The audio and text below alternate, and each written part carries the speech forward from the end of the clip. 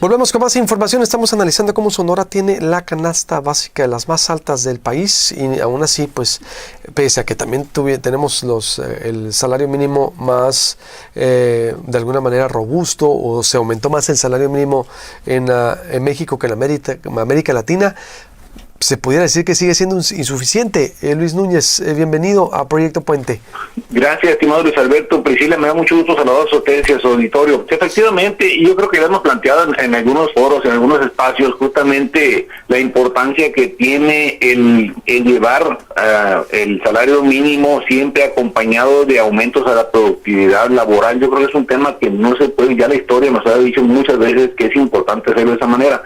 Sin embargo, tenemos nuevamente que experimentar esta situación donde el salario mínimo en México vuelve otra vez a aumentarse a partir del 1 de enero de 2024 de 207 pesos a 249 pesos por día, es decir, 7,400 pesos mensuales.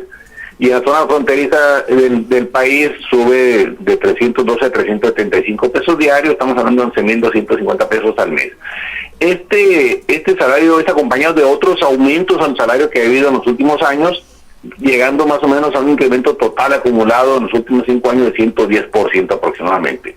El tema es que no se ha hecho un esfuerzo por acompañar los aumentos al salario mínimo con estímulos económicos o incentivos fiscales a las empresas, que es hoy por hoy la única que genera la riqueza y los empleos productivos, y además en la que incide directamente en la productividad laboral. La empresa es el eje articulador de todos estos tipos de temas, es la que puede asegurar que la productividad se refleje en mayor producción, pero también en costos más bajos. Si no tenemos la empresa, vamos a seguir teniendo problemas de presiones inflacionarias como lo que estamos viendo en enero, donde la inflación se nos vuelve a subir hasta casi 5%.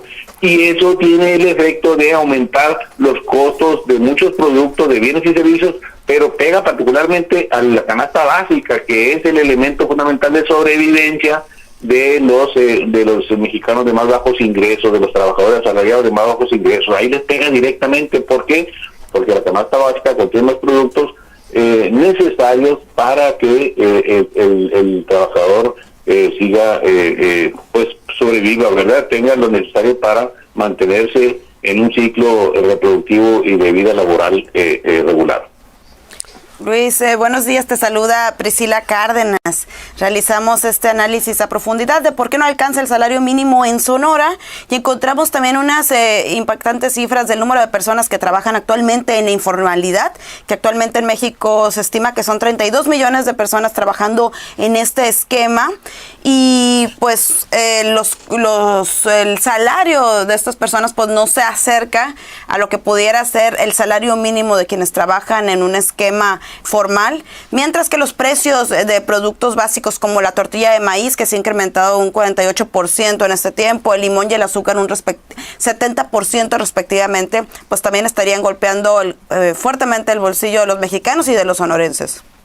Efectivamente, Priscila, el tema de la informalidad laboral es un tema muy sensible y muy grave, porque expone a muchos trabajadores asalariados a esquemas en los cuales no tienen las contraprestaciones que exige la ley. Es decir, el salario de ellos realmente es mucho menor al que están percibiendo, porque no tienen seguro social, no tienen Infonavit y no tienen otro tipo de prestaciones que marca la ley, aguinaldo, entre otros. Entonces, la informalidad laboral es un tema que no se ha resuelto, que sigue vigente y cobrando lamentablemente más víctimas en la fuerza de trabajo en nuestro país, y necesariamente necesita atenderse. Entonces sí tenemos un problema que hay que resolver ahí, y obviamente son quienes más han sido golpeados por los aumentos en los precios de la canasta básica, los trabajadores informales, pero también los trabajadores de más bajos ingresos, aunque sean formales, están enfrentando dificultades muy serias para adquirir los productos de la canasta básica,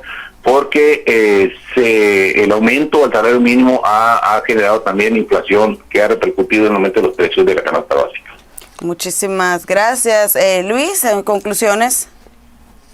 Pues yo creo que hay que ser muy cuidadosos con el tema del gasto. Es una recomendación que hacemos a los trabajadores de más bajos ingresos, que sean muy cuidadosos con los gastos hormiga, que hagan sus compras verificando los establecimientos que pueden ofrecer los productos a más bajos precios, el presupuesto familiar es fundamental, tratar de pagar deudas, tratar de pagar los servicios en la medida de lo posible para evitar que se acumulen este tipo de gastos, para evitar usar créditos. Y por supuesto, el tema de la cuesta de enero que se deriva de los gastos de diciembre, pues habrá que remontarla con mucha sabiduría, con mucha inteligencia. Entonces hay que ser muy cuidadosos con el ingreso para evitar gastos superfluos que puedan dañar el ingreso de los trabajadores. Muchísimas gracias, Luis. Gusto saludarlos. Buen día.